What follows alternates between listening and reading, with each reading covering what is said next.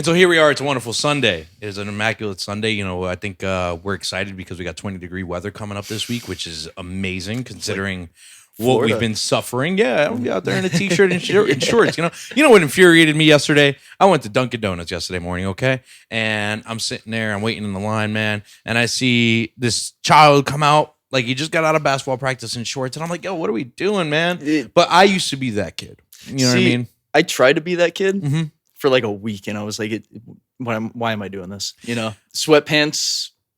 I'm not above sweatpants.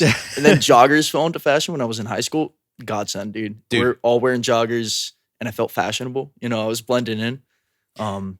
Did you have a dress code in your school? Yes, and like technically sweatpants. Well, we didn't have a uniform. We just had like certain things we weren't supposed to wear. Sweatpants technically fell into that, but the joggers got around it somehow. I don't know what it was about the cuffs, but it was something about like the cuffs. Made it allowed. They made it like formidable. I guess you would say. I don't know. It was the same thing from high school. Like we people thought sweatpants were just PJs, and then they sold sweatpants at the school concession. That doesn't like that's cool. So yeah, man. The guy was wearing little kid was wearing shorts, and I'm like, listen, if you're gonna do that, whatever. But I feel like legs can withstand the cold a lot more than anything else in your body. That's fair. But at least have a good jacket on at the top. You know what I'm saying? So this young balance kid, it out. It's just like walking. And I'm like, man, this kid, man, he's gonna catch pneumonia. That's right, I said pneumonia. Now I don't know if you saw yesterday. You're not native to Scranton, but I live in Scranton, and they had a water main break happen in Scranton in the hill section, okay, between Ash and Meadow or something like that. And my friend, it was a flood, like a literal river. Damn. And I was watching the videos. I'm seeing these poor people's houses who live there. The water's coming up from the ground, coming up under a telephone pole. Absolutely insane. I think the article said that it was like a century old, the water main itself, right? That's crazy. The pipe busted yesterday, and the entire hill section of Scranton was flooded with water, and it was an immense river. Like, dude, it's horrendous how bad it is. And my main concern was it's gonna freeze. Yeah. It's gonna be freeze. A frozen river. And so I was talking to someone at the gas station this morning as I was getting Arizona's for tea time, not brought to you by, but inspired by. And so the woman was telling me that she knows someone who drove by and the whole road is just shut down because it's iced over. And I actually kind of really want to see that. I want to go scan. And I think you might have some great shots while we're over there, man. I think that's definitely somewhere that I might go spin around today and just go check it out because it looks so bad. I'd have to show you the video. And for the poor homeowners who have to deal with that. Dude, this water, this ice. Have you seen the person in Philadelphia who put their car and a water main break broke above their car? No, right? What? And their entire car is encased in water and it's frozen ice. What do you even do with that? I don't even know if insurance covers that. No, like that's something's out to get you. So some part of the universe at that point's out to get. That's like an insurance claim that's never been claimed before, in my opinion. You know, like what? But they have like farmers. You know, farmers. We are farmers. Bump it up, bump, bump. It's like we know a thing because we've seen a thing or two. I don't know if they've never seen that. You know what I'm saying? Like I just plugged them in. That was one heck of an ad there, man. But we are here for episode 155 of the Middleman Podcast, right? 55? Yes, 55 of the Middleman Podcast featuring the man, the myth, the legend. Not only does he drink wine, he goes by the name of wine. Please welcome to the show, Mr. Pino Grejio. Ethan, welcome, man. Thank you for being here. Don't leave me hanging. I didn't even see you there. How we doing? It's all good. I'm doing great, man. How are you? Can't complain. Like you said, a lovely Sunday. Yes, sir. I love you have a really like vintage style to yourself, you know, every time I see you. Thrifted clothes are cheaper. Yeah. And they're usually more respected sometimes, you know, because you never know what you'll find. Yeah. I mean, you find more quality stuff for cheap. And, I don't like buying brand new stuff just because I feel like there's a lot of clothes out there. You know what I mean? So why not just keep wearing them? Is that jacket a thrift? Everything I'm wearing is thrifted. That's awesome, man. I like that jacket. That's like the... Like you would see The Rock wearing something like that, you know what I mean? So I'm a big fan. Appreciate it. Ethan, Mr. Pino Grejio, may I ask, because I don't want to butcher it, how do we say your last name? Kolojejchick. Wow. Okay. Yeah, and that is good old Eastern European. Yep. All right, man. Yep. And you were born in Pennsylvania. You've been here your whole life. Yep. And you are how old now, if you don't mind me asking? I'm 25 years old. 25, and this guy is an absolute stud. Okay. Like let's go back a little bit to the first time that you and I met. Okay. You and I met at the Loft. And I believe I was working the door that night for an event. I don't know if it was my event. I know I was blasted. Yes. I know I was blasted. I think it was a wedding or something. It was like a wedding after party or something like that, if I remember correctly. Was it post Atmosphere Music Festival? Maybe. Was that when I met you? I don't know.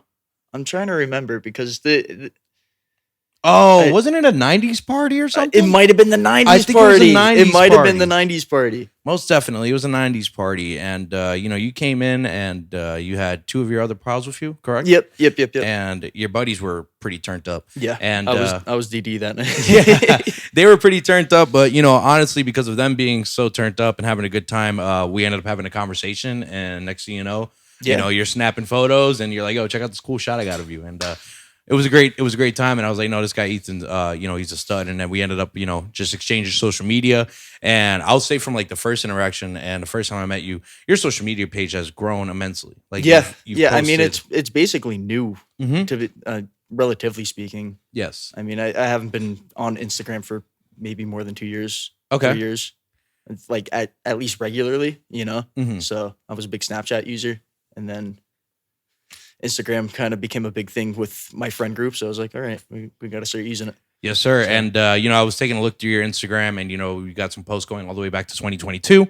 And that's kind of the origin start of your social media page. And at that time, you don't really see any photography references or anything going on like that. You were more so involved in music. Yes.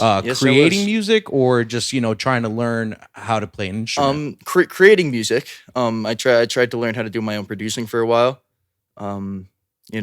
Just kind of working out of my basement, using a laptop, a couple mics, and my beat ass instruments I got at, music shops and stuff. Mm-hmm. And it didn't really go anywhere. Life took over. I didn't have the time to keep writing songs. And eventually, I always had like an interest in photography. I never thought I could do it though. I never thought I had an eye for it. But my girlfriend got me a film camera for my birthday one year. And it was just like a little cheap 35 millimeter film camera. And I had so much fun with it that it just kind of like became a hobby. And then about a year or so later, it became a serious hobby. It was like every time I had the second, I was going out to take photos, whether it was like film photography when I could afford it, or once I started using the DSLR more, it was just constant. Every weekend, every time I'm not at work, it was just. You said you felt like you couldn't do it. Why is that? I never tried, I guess. Okay.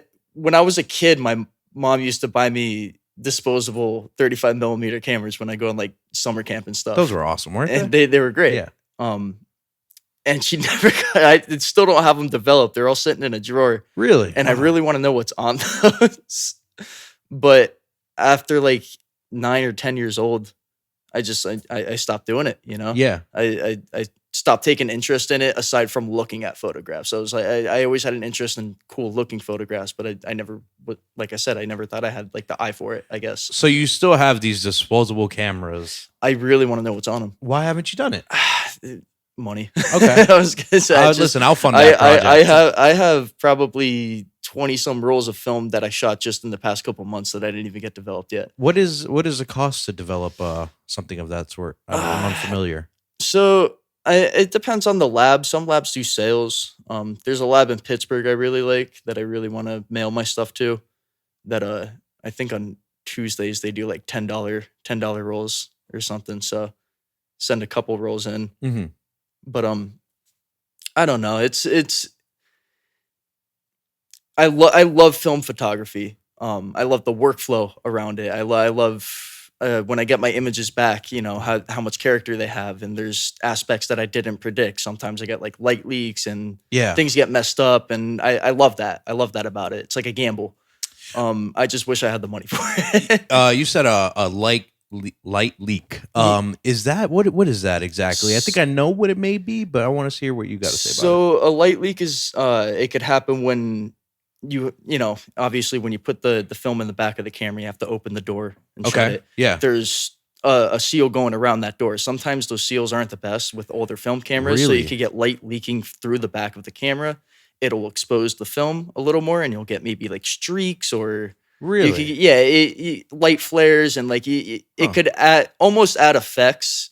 It could ruin a photo for sure. You know what I mean? If you're trying to take a clean looking photo, but 9 times out of 10, I don't want to take clean looking photos. So let me ask you this: like, I was looking at your portfolio, immaculate portfolio. Great. I appreciate that. The aesthetic is wonderful. You know, the way that you present the borders, the way you portray everything. You know, even down to the captions and to the music. Man, you have a wide range of music. You have a great way of setting a tone to the photography that you are putting out to the people there. Right? I appreciate that. You're welcome, man. So I'm looking around and I'm looking at your video. I'm looking at your photos and everything, and I'm seeing like streaks of lighting, like let's just say what's the word I want to use here, like what are those lights that they put on Christmas tree, like Christmas tree lights, right? And then it just looks like it's dragging light. Is that what light leak is that no, so that's actually a technique where, especially when I shoot shows for you guys, I'm using a lot of flash. Yes. You know what I mean? We're in a dark room, flash photography. I usually set my exposure to like maybe half a second or so for a lot of those shots. And since the room's so active and I'm like kind of moving around, you get those light trails as the shutters open. But everything that the flash hits, like the flash is on for that split second. So everything that the flash is crystal clear. Gotcha. But every lighting source in the shot kind of drags out. And you could create, like you said, it almost looks like a light leak. It's a shot in motion is the way I put it. Yep. You know, it's really good at distorting the background and, you know, focusing on what's in the middle there. Yep. And I've seen you use that technique in a majority of your photos, and I'm a huge fan of that, man. So did you learn that technique by accident? Yes and no. Part of it was me just kind of messing around with my camera, but another part of it was my photography professor at school, when I was going to LCCC, he kind of helped me hone in on that a little bit. Okay. You know, we never had like a flash photography lesson per se, but I inquired about it after class and he was like, okay, like, you know, I'm going to show you how to do this.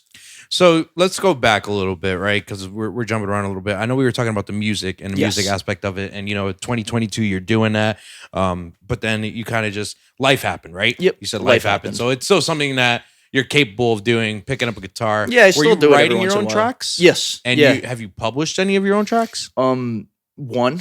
It's on Spotify, and I don't want people to listen to it. I want to ask what your alias is for your music career, but it's always been Pino Grejio. It started as Kolo, Kolo. How weird is that? Which is shout out Kolo. Yeah, shout out Kolo TV. You know, I was trying to steal his name there for a sec, but yeah. Eventually, I was like, Kolo. I don't like. I feel like it doesn't fit me. You know what I mean? Yeah. Like I feel like I need something maybe a little just funnier or dumber. And it was like, how about Pino Grejio, like the wine, but spelled wrong? Yeah. Like, so, oops, sorry. You're all good. Yeah. So after that, we changed the name to Pino Grejio. I was still making music for a bit. And, you know, I dropped that track.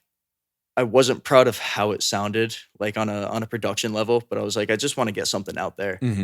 I have stuff on like SoundCloud too, but I was like, I want to get something on like streaming platforms that other people use. What is the music like? What is the outlet that you were trying to portray through your music? What are you trying to project to the world? Like in terms of genre? Yeah, in terms of genre, like how would because I feel like you have a very acoustic vibe to you. Actually, I'm very into like psychedelic rock. I'm very into like highly produced music, you know. And it's psychedelics. If your mom's watching, we don't gotta say no. He doesn't. Of course, he doesn't. No, she knows. Good for you. Yeah. And yeah, I've always thought of music, especially music production, as like. It doesn't have to be bare bones. I like the idea of, like some of my favorite artists are like Tame Impala, and the Beatles. Obviously, revolutionized music production for everyone in the game, and that's because they wanted to like overproduce a track. Like the Beatles stopped touring after a while, and they just focused on albums. You know, they just wanted to do studio stuff, and I always thought the idea of like a one man, songwriter and producer, like Kevin Parker from Tame Impala and Dijon, and there's a lot of other like indie artists now that are getting big in like this psychedelic indie space that do their own stuff, and they have their own specific sound. And I was inspired by that, but I was never able to do it, I guess. And I went to school. I started taking classes for music. Originally. And I was like, all right, I'm like music production as a major and stuff like that. Okay. I want to learn how to produce. I want to learn how to do this a little bit more professionally, at least to a point where people could hear my stuff and not think it sounds like it was made in a basement. Yeah. With a AirPod and yeah, exactly.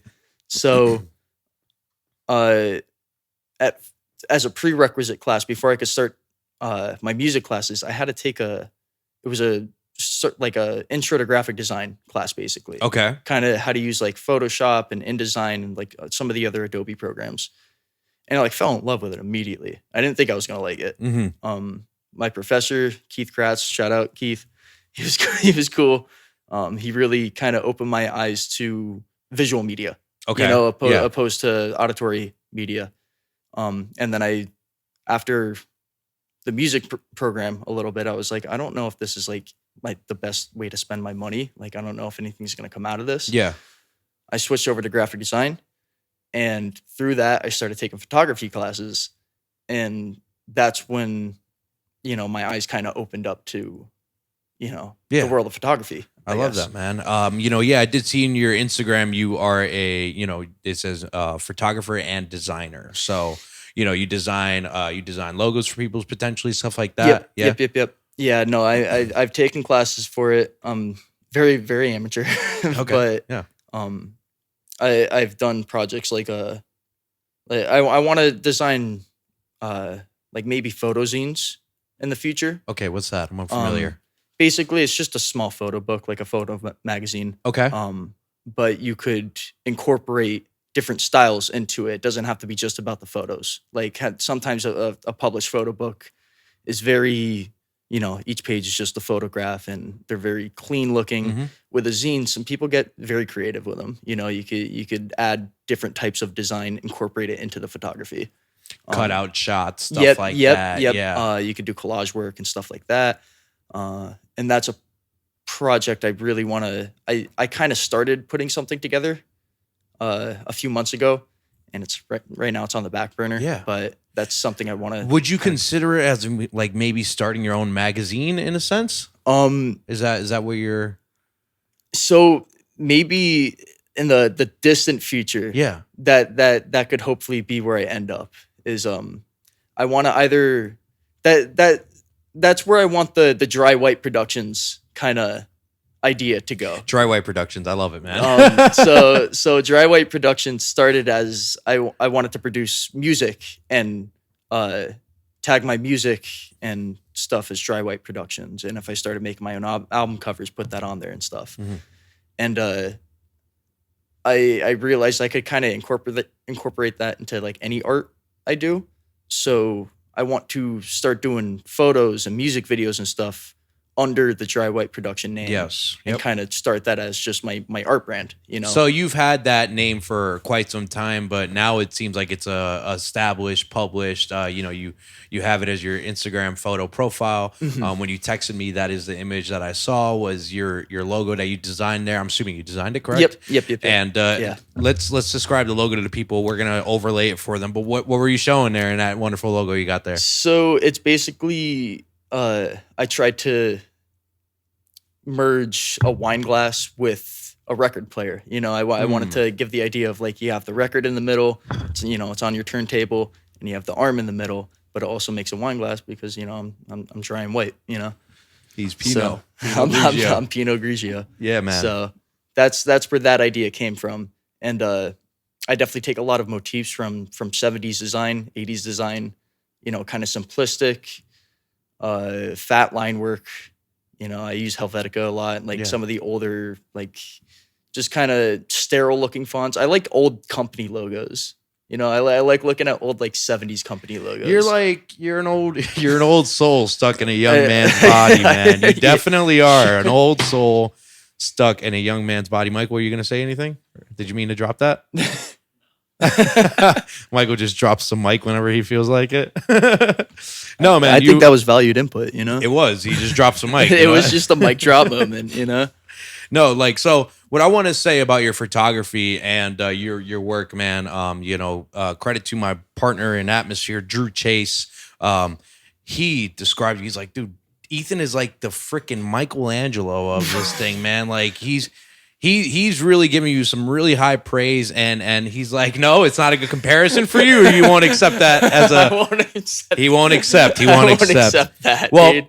You kidding me, dude? He and I appreciate it. No, on a for real, man. Like you got to understand, like, well, the way that we look at it, the way that we've worked with multiple people, we worked with multiple creators, man. And I will just say, your turnaround rate is exceptional, my friend. It is unbelievable. It's like the drive and a passion to just get home and unload your whatever, your SD card, your film. Like, dude, you're on it. You're on the money. You're on the ball. The first thing I want to do after a show is like, I want to get these photos off the camera. Mm-hmm. I want to get them edited. And tomorrow morning, I want to get them out. I want to show people, you know. Like, and you're great at that, man. How those are long nights, huh? Yeah. How do you stay up through them? Monster. My brain won't let me sleep. Is the problem when I'm in that state? Yeah. If I try to go to bed, I'm gonna be sitting there tossing and turning, like, why aren't you editing right now? You know. So, what are you looking for as you're editing? I mean, like, dude, you've been to countless events, and you have that quick shutter, so you have a plethora of images, bro. A plethora. Yeah. So what are you looking for that's like, I want to publish this one? Basically, when it comes to the shows, it's such like a vague question. I'm sorry. No. So many different. Yeah, but I'll use the shows I shot for you as an example, or like those style, like shooting kind of concerts or like events like that. Yes. I like chaos. I like when there's a scene happening and everyone's doing their own thing, but you could clearly see what everyone's doing. You know, it kind of reminds me of like Renaissance paintings where you have a whole plethora of people and you could just kind of pick out what everyone's doing, and you have all these little details. I like creating photos that look like that. So that's kind of my main objective when I go to shows, is like not just focus on the artists that are performing, because obviously that's the main focus, and I want to get a lot of those images, but the people who paid to be there. And who are having a great time, who are creating the energy. You know what I mean? They're just as responsible for creating the energy as the artist. It's tandem, and I want to capture that energy. I want to get those crowd shots, and I want to. It's something I do a lot when I go to like hardcore shows and rock shows. A lot is like that's part of the reason. Pits. Yeah, that's part of the reason why you go, is you have people getting thrown around, and someone's crowd surfing over there in the back, and I want to capture that. Like Ghosty, Mr. Ghosty. And I love it every time I see him at these shows, dude. He's always doing something crazy. Yeah, whenever you see him in a pit, just stay out the way. He's one of those guys who would do that, spinning back kick and stuff like that. And coming in with the windmills. Yeah, with the red hair. He's a menace. He's a menace to society, but he is well respected and well loved. And is such a lovely person. He is, man. I can't wait to get him on the show as well.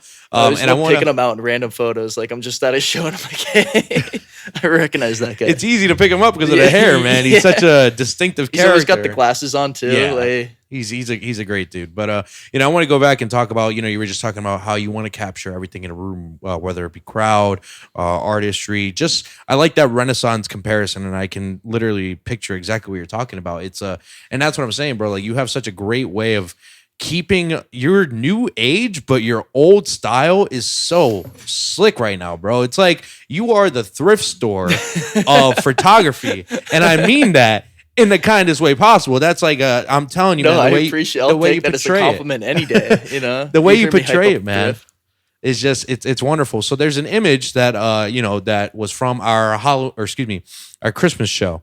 And there's Ricky Rich. It's a Ricky Rich. It was the last shot of the post that you put up. And just thinking about that, because I really love that image, but just thinking about that image and what you just said, you see everyone in the background. You see so many people doing this. You see so many people doing that. And it's like, wow. And then you see Ricky Rich as like monocle, like as the star of what's going on, man. So, we've had the pleasure of having you be there for countless events, and my favorite had to be the Halloween one, simply because of your outfit, man. You really went above and beyond for us. So we hosted a Atmosphere Big Baby Gucci Halloween costume party, and we asked you to come out and take images for us, and you held it down, and dude, I'm telling you, you're with Atmosphere 110%. That's without a doubt. Ethan, 100%. Now, you came to this show as an old press guy, with a top hat, with a cigarette in your mouth, or cigarette in your ear. It was hanging out the mouth most of the night, and unlit cigarette, And you're there like, oh man, it was awesome. It was you were portraying an old photographer. Yeah, like 1960s kind of press photographer. Exactly. You see him at the crime scene. He's stressed out, ties undone. He's got the big trench coat and everything. Yeah, man. No, that was I figured I was going to be walking around with a camera anyway, so why not play into it? You were going to win costume of the night, just so you know, but you had to go somewhere. I wish I could have stayed. Yeah, my nephew was actually born that night, so I got the call, and I was like, all right, I'm going to bug out of here.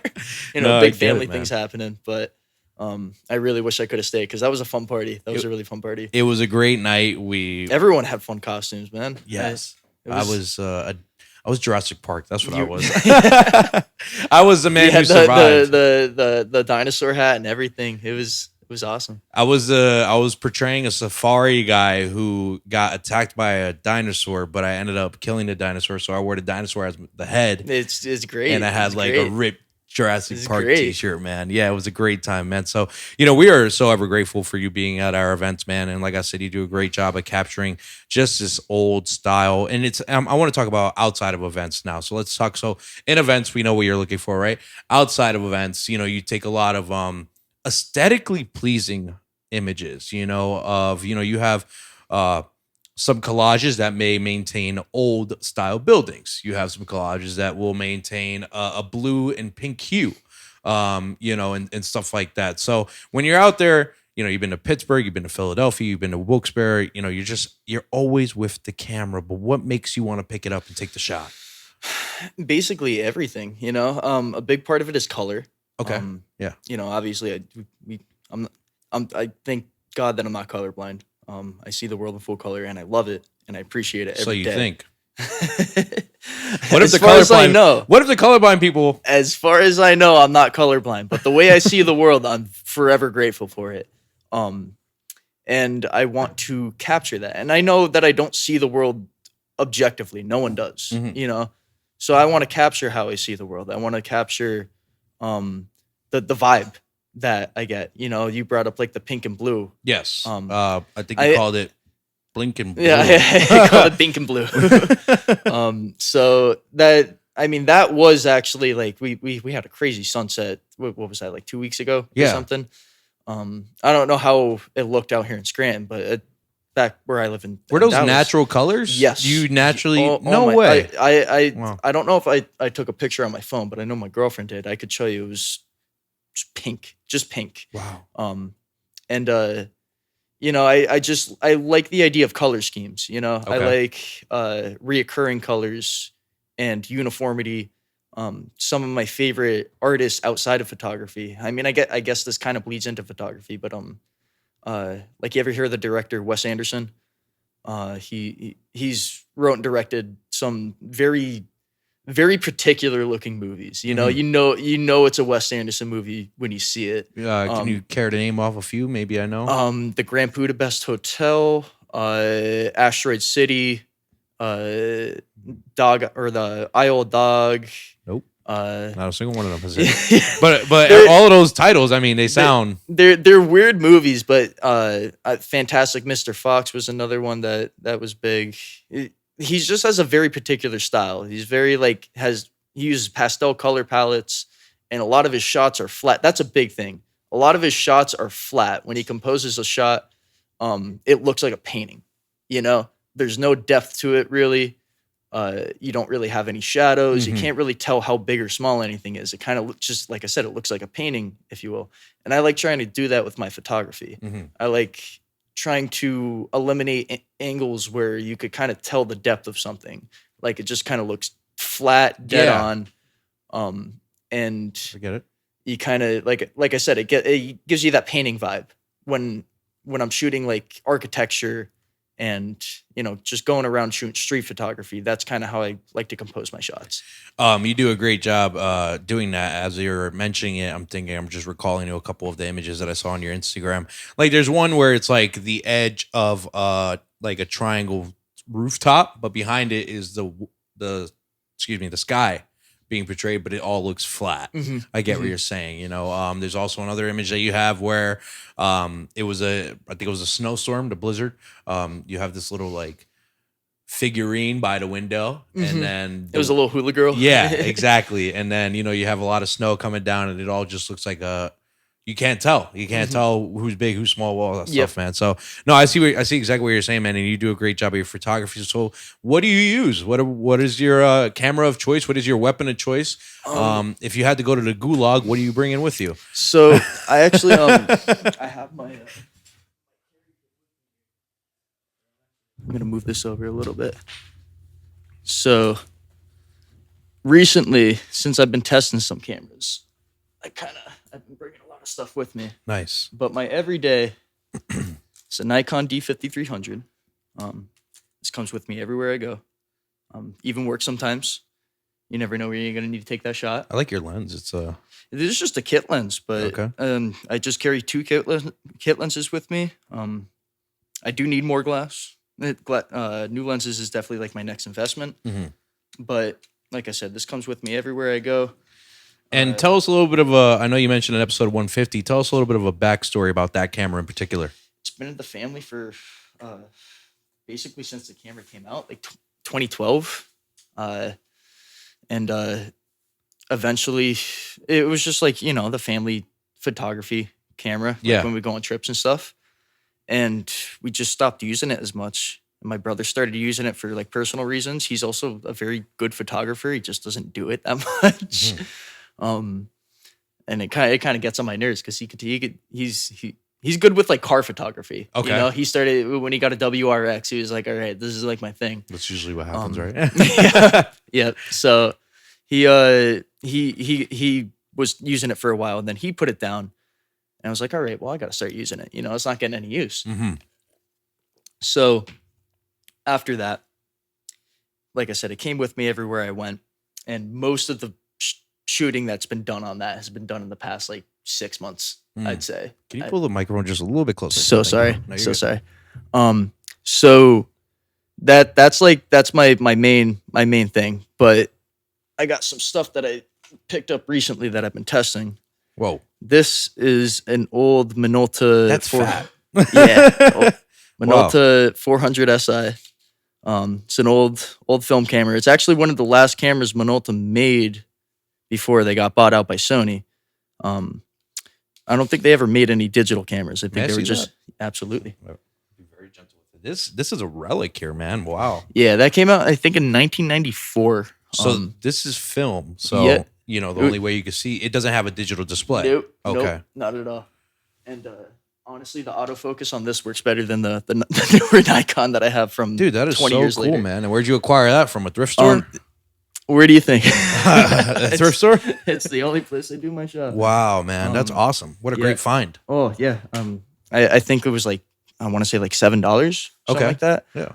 This is another one that I've been testing recently. I would have paid 20. Yeah. No, I mean everything on it works. But this is an old, the film type it uses is called 110. It's basically like a little film cartridge. Okay. And it was like, you can't really get them at like CVS and stuff anymore, but it was supposed to be like a super easy consumer film. Like you just pop a cartridge in. I could take this out midway through and put it in a different camera if I wanted to. You know what I mean? It's not like film where I have to. Wait, what is that device that you're holding in your hand right now? Yep, this is. That's the film. That's where you load film into. Right there. Okay. There's a little compartment. And then where do you put that? Do you attach it to the camera? No, this is the camera. Yeah. Yeah. What, bro? That thing looks like a radio, man. Yeah, dude. It's like this is some really cool 60s technology. And yeah, no, that one also. Salvation Army. And the flash still works and everything. Yeah. Yeah. Wow, dude, this is awesome, man. This looks like a cassette player or something. Yeah, no, I saw that and I really wanted to get into 110. It's a smaller format. It's harder to get developed, but you could still get it and develop it. So I was like, you screw it. We're gonna do 110. So have you done any projects with that? As of now, no. This is the test roll. So awesome. We're gonna. That was really cool. I'd never. That's a Middleman Podcast first. No one's ever taken a photo of me in the middle of the show. That's a Middleman Podcast first, and for that, we ring the bell. What else you got in there, man? Dude, you're a dog. This is amazing to me right now, man. This is a Polaroid film I also picked up or a Polaroid camera I also picked up from Salval. Wow. And this works perfectly fine. Instant photography is something I really want to start getting into more, if I could afford it. Instant photography, so it prints right out. Yep. Okay. Yep. Just comes right out. You just gotta, hide it from light for like 10 minutes, and then it develops right there in front of your eyes. Where do you find a battery for something like that, man? How old is that? The battery actually is in the film pack for those. Really? And you can still get Polaroid film in like Target, Best Buy, Walmart. Yeah. So they still make Polaroid cameras basically exactly like they do or like they did when they made that. They just have more features now. Yeah. But it's the same concept. If it ain't broke, don't fix it. If it ain't exactly. Dude, that's awesome, man. You've acquired quite the arsenal of just antiques of cameras here, and so you use how do you pronounce it? Nokia? It's not Nokia. What's that? Your first camera. Oh, Nikon. Your Nikon. The Nikon. The Nikon is digital, correct? Yep. It's digital, and then everything else you just showed me is pretty much film. Yep. Everything. If I could afford to shoot film, I would probably only shoot film. Yeah. I like the workflow more. That being said, there's certain things. The amount of images I take, I wouldn't be able to take with film. I have to. Gotcha. I do need digital in my life for that. With certain projects I need digital. I wouldn't be able to pull it off with film. Would you ever record a music video on film? How hard would that be? So I really, really, really want to get into film videography. I have a Super 8 camera, but I don't think it works. But I really want to get like a 16 millimeter camera. I do have I have a couple camcorders that use tape. Yes. Which I also want to get into because that's still analog technology. It's just a different type of analog. Tape is one thing I will start using a lot more in the future, especially for music videos. Yeah. That it's easy to get still. There's a lot of VHS and a lot of digital. Is it the cassette. VHS effect that you really enjoy while using stuff like that? It part of it's the effect, part of it's the cameras themselves. Like my old I have the old Sony family camcorder that we took with us on vacations and like for school recitals and stuff. Yeah. Everything works on it fine, and it's a really, really, really nice camera, It's crazy. So I love it. I don't see a reason in not using it if I still have all the resources to get it working again, Yeah. I really like the act of having physical media. Something about having a video or a song or a photo or whatever that isn't just, numbers in your phone or something. Yeah. It's a nice reassuring feeling. If my phone ever gets corrupted, but I have all these photos printed off, I have all the photos printed off. Correct. Yeah. So it's almost like having a physical backup is nice. Yeah. So because of that, I'm a very big physical media guy. I love tape. I love photos, obviously. I really want to get into printing my own photos, especially film photography. Yeah. Like there's an old method that they used to do basically where they'd expose a photo onto a bigger piece of photo paper and then develop that. And then that was your photo. That was what you would get from, your film lab or whatever. And have you ever been in one of those film labs? Yeah. And at LCCC, they still have a film lab. And dark it's room. it's like the dark negative room, kind of, right? Yep. You go in if you're developing color film, it has to be completely black, pitch black. There can't be any light in there. So you're working all off of muscle memory, basically. How does that Explain to me the process of developing a film. I'm not quite familiar with it. Like you just mentioned, if you're doing a color film, you got to keep it pitch black. Like, why is that? Film before it comes out of the camera and gets developed is still extremely sensitive to light. Like the way photochemistry works is basically they coat the film itself with a light sensitive coating. It's filled with I'm trying to explain it the best way I can without really knowing. I know it was a tough question. I don't really but I love it at the same time. It's coated with basically little particles of silver. Okay. Yeah. And those silver particles are that's where you get those grains. Those are silver grains. Okay. So that's where you get like the grainy photo effect. They're reactive to light. So when you open the shutter for 1/100th of a second, 1,000th of a second on a sunny day, that's enough light to get like a exposed image that looks just like how you were seeing it, basically. Really? Okay. Yeah. And obviously, film chemistry has a lot to do with how the colors turn out and how the shadows turn out, the amount of contrast, stuff like that. But film is very reactive, so you can't just bring it out into the light after you're done taking your photos. That you'll just have white images, like it'll be completely white, ruined. Yep. Ruined. You'll just cook your film. Have you ever done that mistake? Thankfully, no. Good. I'm knock on wood, I'm yet to cook a roll of film. I've had other things go wrong, but I've never just forgot I had a roll of film in there or something. So I'm very grateful for that. Oh. Yeah, that would be rough, man. Well, thank you for that explanation, man. I think it's really cool that you do film, but at this time in the show, I want to get into tea time, not brought to you by, but inspired by Arizona Iced Tea. So cheers, and we'll get right back to the imaging because, I got a lot more questions for you, and I got a couple projects here that I want to mention. There you go. Cheers.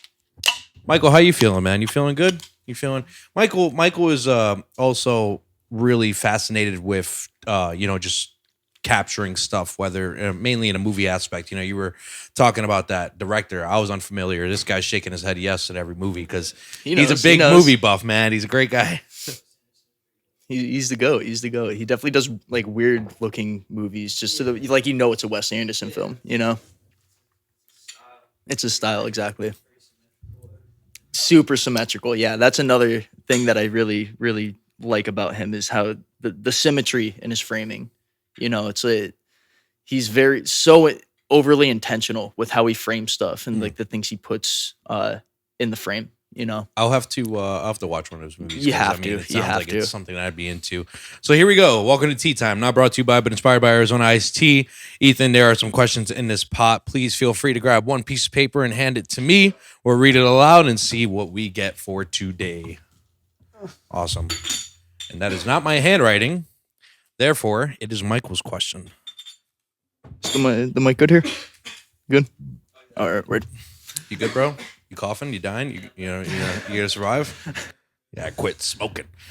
Anyway, the tea time question of the day is: if there's any skill you would like to have, what would it be? Piano, skateboarding, drawing, etc. That is the tea time question of the day. If there's any skill you would like to have, what would it be? Whew. So, I that's a good question. There's a lot of skills I'd want to have, but I guess in terms of one I could utilize a little more, or at least just have fun with. I feel like I wish I was able to drum. That's one of the only instruments I never really learned, and don't know if I can learn at this point, just because of how much muscle memory it takes. And I'm not a kid anymore. I don't absorb stuff like I used to. Mm-hmm. You can still teach an old dog new tricks, buddy. You know what I'm saying? I feel that's true. That's true. That's true. I don't know. I feel like there's a better thing I could think of, but right now I just really want to know how to drum. So when I was in school, we all have those instrument classes, right? It's like, okay, what instrument do you want to play? You choose 3, and hopefully you get whichever one you want.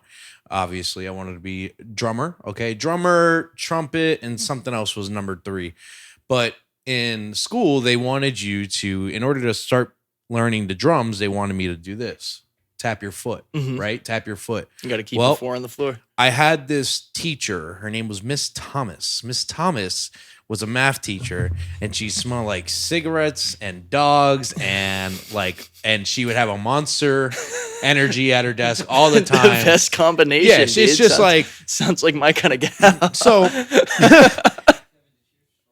yeah, you had her too. You had her too. So hold on, wait. This is going to confirm whether or not it's the same person or not. Okay. So in her class, I would just observe her. Okay, and she used to do. I can't even do it as much anymore, but she would just get on her toes and do this, right? And since I was observing that at like 4th grade or whatever, I picked it up as a habit. Mm-hmm. So when they asked me to tap my foot, I couldn't. All I could do was this, and now I could tap my foot. But now this is like kind of foreign to me now. I don't really do that no more. You know, shake my leg up and down like that. See, so. I was kind of, I think I just got restless leg syndrome or something because I always did that like off and on growing up, you know. Mrs. Thomas, man. You had her too, right? That's crazy. Funny. That's funny. Uh-huh. So because it's all of those her, Monster Energies, dude, she's getting jittery, you know? I blame her for the reason as to why I never became a drummer, okay? They wanted to give me the trumpet, and I said, yeah, I'm good. I don't think I want to do You this could have been the anymore. next Travis Barker. I could have. Who knows? Who knows? But, so, yeah, I never learned how to do the drums. I never learned how to play an instrument other than a recorder. But if I had to choose something that I would want to learn, there's a few things, right? There's a few things. And as you were sitting there, I'm like, you know what, man? This is a real weird one, but I kind of really want to learn it. I want to learn how to, like, count cards, man. I want to be able to count cards. I think that is such a skill, man. That is like, you know, it's not cheating. No, it's not cheating. No, I was gonna say like you could either use it as a party trick or you could like make some serious money off of it. That's what I'm saying, bro. It's like you could utilize that. You just can't cheat the game. So second to that, I would probably say surfing. Yes, honestly, I would join you surf. there. I would join you. I would love to learn how to surf. Those people are awesome. Like they're just cool. They just look cool. I'm a snowboarder and I look at these surfers and I'm like, you know, I feel like there's comparisons here that you can probably use from one sport to the other. You know? So surfing would be one. And skateboarding, I think would be also really, really cool. I retired myself off a skateboard like in the 7th grade. You should get a longboard, dude. No. Really? No. I'd end up going into traffic. You think? I know. I have a thing for speed and yeah. But skateboarding, I was a larger, heavier set child. And I remember I got on it and I took a push and I freaking fell and cracked my phone. And after that, I was like, yep. That's it. This ain't it for me. And I I think I skateboarded one other time. And I may or may not have done a drop-in, but it wasn't pretty. It was just like, it was good enough, you know? So those are the skills that I think I would want to acquire, but also a magician. I'd like to be a magician. I don't know. There's a couple things here, man. I love cards, magic. That's a loaded question. I feel like everyone has like a bunch of stuff they want to learn. Mm-hmm. There's never enough time for it. Never enough time. You just got to prioritize what you want to get good at, man. Yep. And that's what it is. So that was it. Michael, do you have a skill real quick before we sign out of tea time that you want to? I like that. I like that a lot. Like when in public, like when you're at a train station or something, like they got a piano there. Some little girl comes up to you and is like, "Hey, you want to do this opera song together?" Mm-hmm. Like, you know, and it becomes a viral video. Yeah. Next thing you know, there's a guy who comes out with a violin. You know, it's like, oh, this definitely wasn't planned. Like, they're all walking in, looking at each other, winking. Like, check this out. It's the new flash mob. Yeah.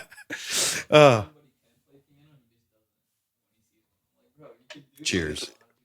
Hey, cheers. Cheers to tea time. Not brought to you by, but cheers to playing piano.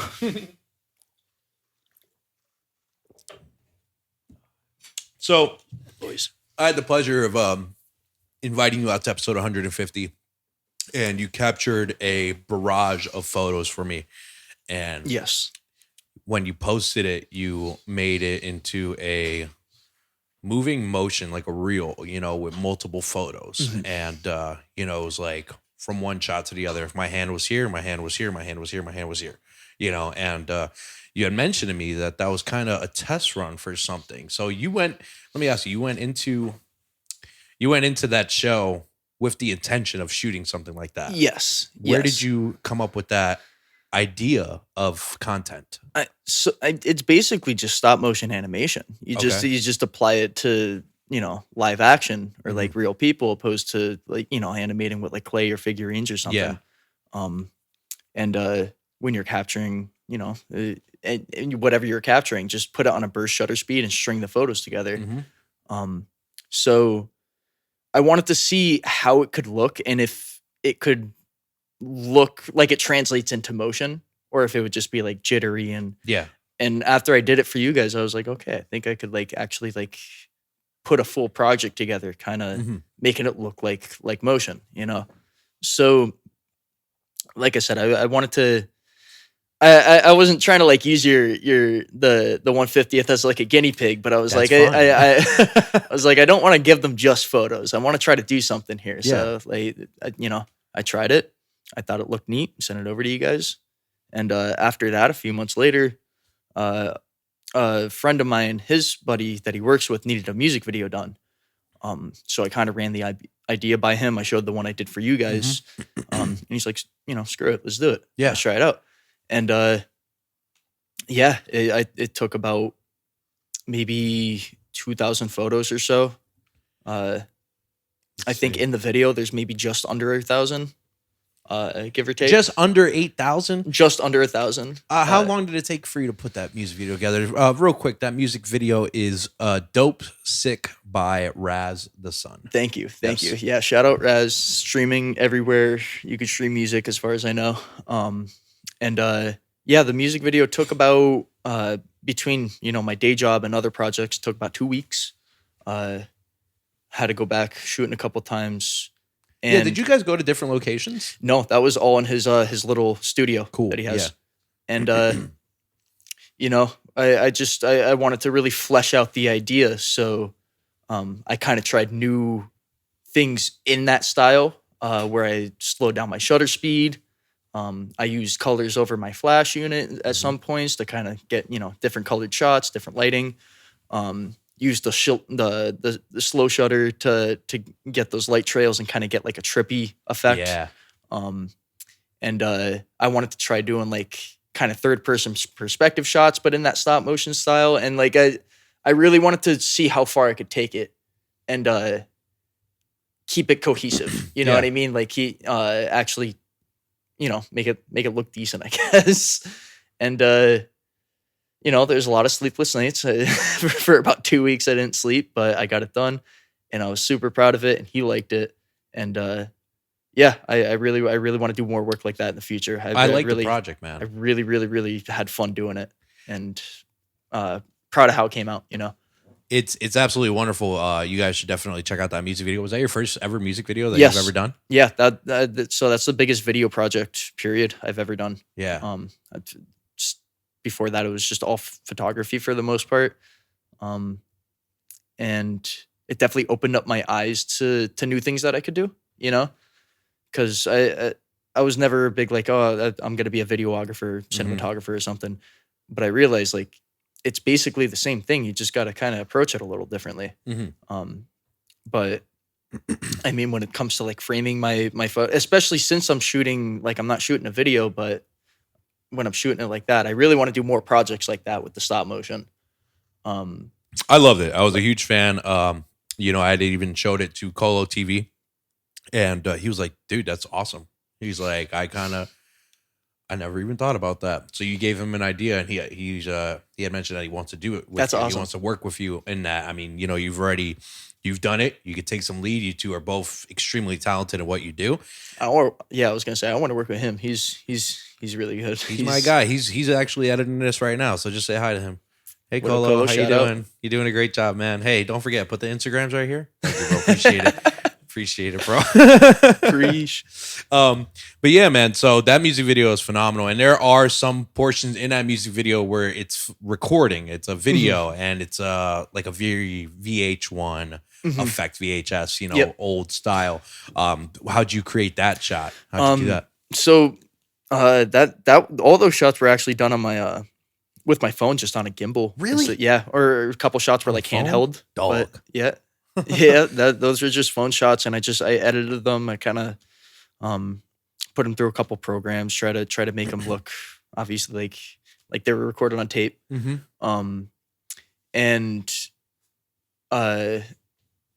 fact, I even did that with like at the end I had, like you were talking about the logo, like I made that little outro with the logo. Yes.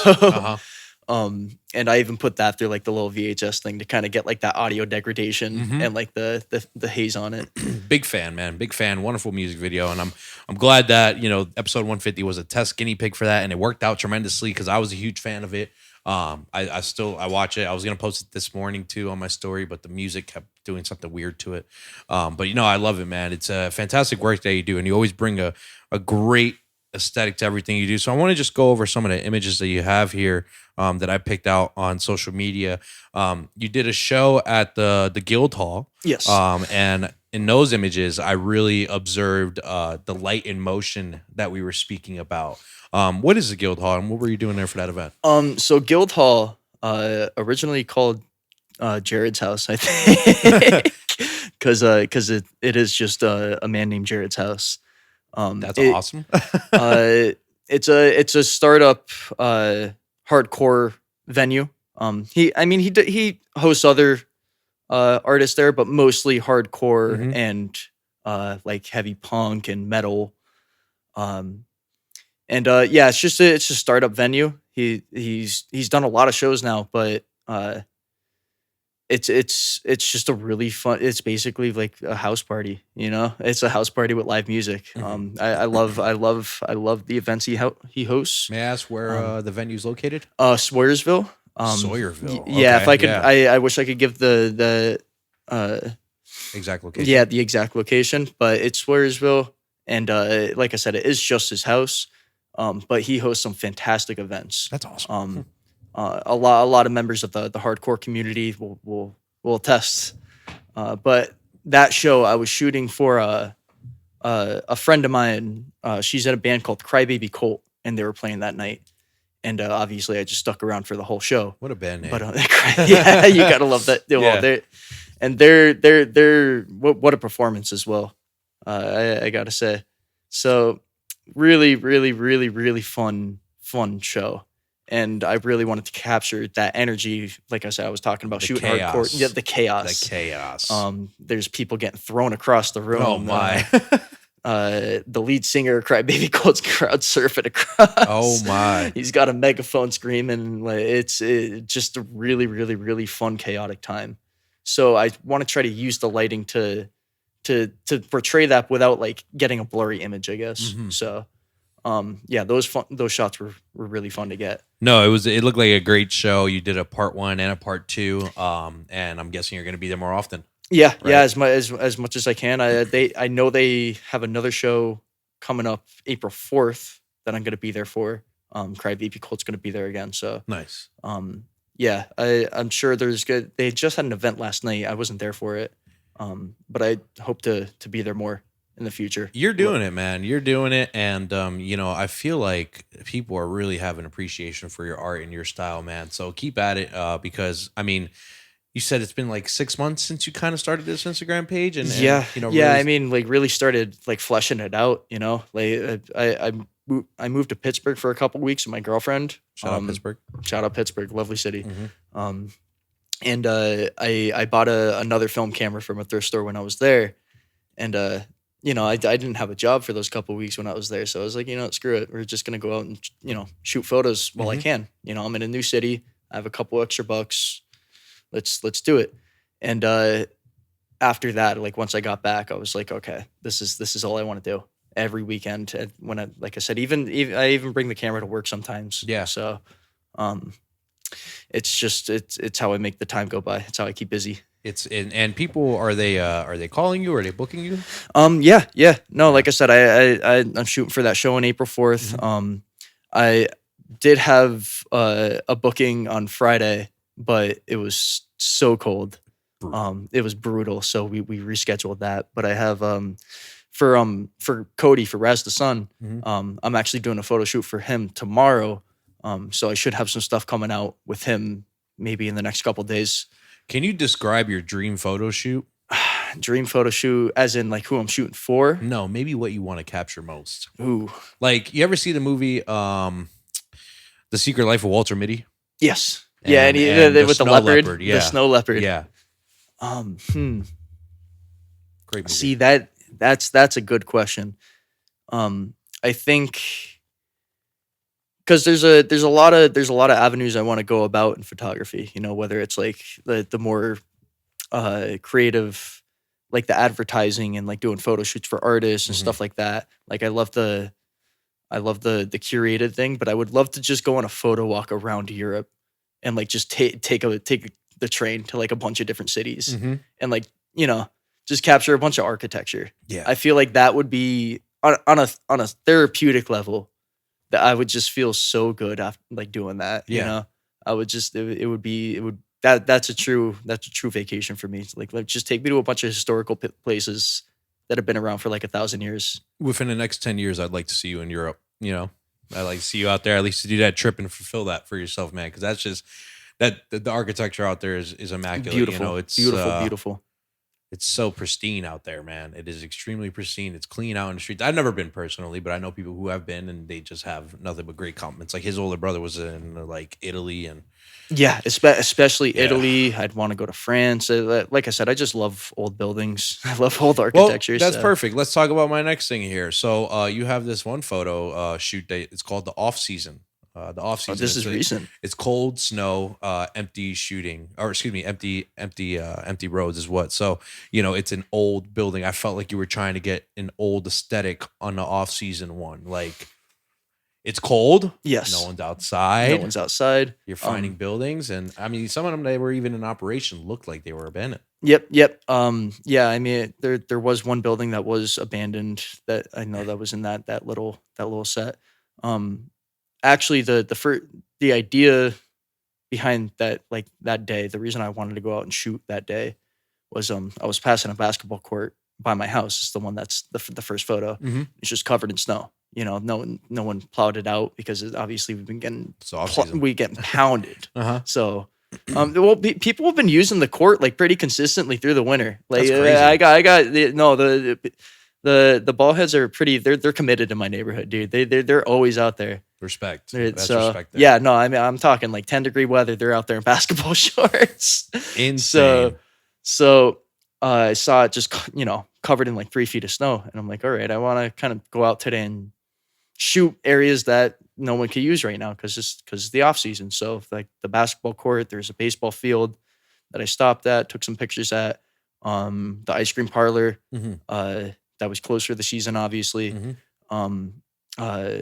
A kids playground, and like I like the idea of spaces that are obviously supposed to have people in them empty, but not abandoned. I mean, I know there was the abandoned building that I threw in there. Yeah. But I like clean looking places that are just empty. I think it's a weird, like, you could give a weird feeling, It does, because it's like there was a story there were people there were stories that were there. Houses without people in it is just a place of empty memories. Yeah. Yep. Wow. Yeah. That was deep. That was deep. Bars. I can't believe I just said spitting bars. That was insane, man. Am I okay? And then I saw this one that I thought was funny because I kind of really want to know the story. It looks like you did a photo shoot, but in the caption you said, "I got yelled at while taking these shots." so who yelled at you and why? So in that set, there was a couple shots I took at a diner. It's called the Lark. Place has been closed down for years. I didn't know someone still owned it and like was on the property. So I'm just kind of around taking photos, and the guy came out screaming at me. He's like, "What are you doing? What are you doing? What are you doing? I'm like, get off my lawn! I'm just taking pictures here, man." Yeah. And he was cool. He was just, he was wondering. He thought I was doing something illegal. I was like, "No, man. I'm just, just some guy snooping around with I'm his just, camera. I'm casing, right, what are I'm casing this points? this abandoned building out, So yeah, he was just concerned about what I was doing. I got out of his hair, but yeah, I mean, I guess that's the risk you take if you're going on like private property. Yeah. But I got cool photos out of it, so it was worth it. Anything for the love of the game, my friend. Anything for the love of the game. Ethan, it's been a pleasure having you here, man. We're going to go ahead and get ready to sign off the air here. But if there's anything that you want to say to the people, any photo shoots that I may have missed to mention that you want people to really check out, maybe some of your personal favorites, where can they find you, stuff like that. The floor is yours, my friend. My Instagram, Pino Grejio. I'm hoping to do more projects like the music video in the future. Yeah, I want to do more projects with you guys. I would love to do a video like the music video, but for Atmosphere for one of your events. Okay, I think that would be really, really fun. We can arrange that. Yeah, nothing concrete aside from some work with Cody, some work with Raz The Sun. But I'm gonna be dropping some more stuff soon. Hopefully by the end of this month. Mm-hmm. I got some more photo shoots done, and Can I ask you real quick? Absolutely. What is your favorite season to shoot in? Do you have a preferred season? I mean, summer's easy because it's sunny every day. You have good lighting, and it's warm out. As challenging as winter is, especially this winter, I've been getting some really cool shots, and want to go get more cool shots. I just have to kind of get out there. Mm-hmm. Doing that in 10 below kind of isn't especially when it's night shots. I want to get into more night photography.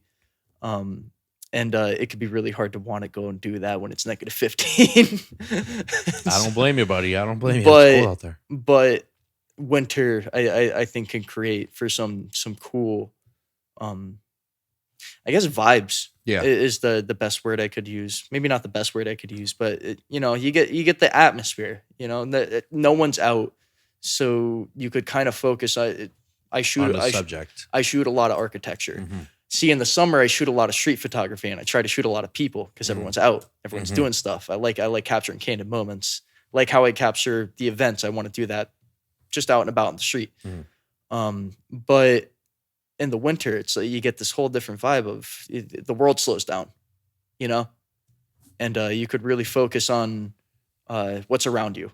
Instead of focus on the people around you, focus on the world around you. So whether it's architecture, whether it's nature.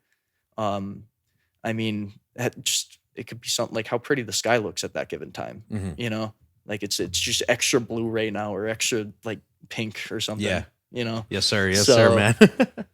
Hey, well, I love that answer, man. I really appreciate you coming here, being a part of, having me. Being on the platform, helping us out when we call upon you. Always delivering. Your deliverables are immaculate. You take it upon yourself, and as you guys can see, he has a real burning passion in this for yourself, because you're going out there and you're acquiring historic pieces of equipment that are working. And it's like, dude, I've never seen anything like this, man. So good on you. You have a great head on your shoulders. I think you're well on your way to definitely standing out in this industry with the way that you work. Although you may not take the compliment, you are the newest Michelangelo of this area. So therefore, Mr. Pino Grejio, Ethan, it was a pleasure, bro. Thank you very much for joining me. For I am the man in the middle, Kevin Martinez, signing out. Peace.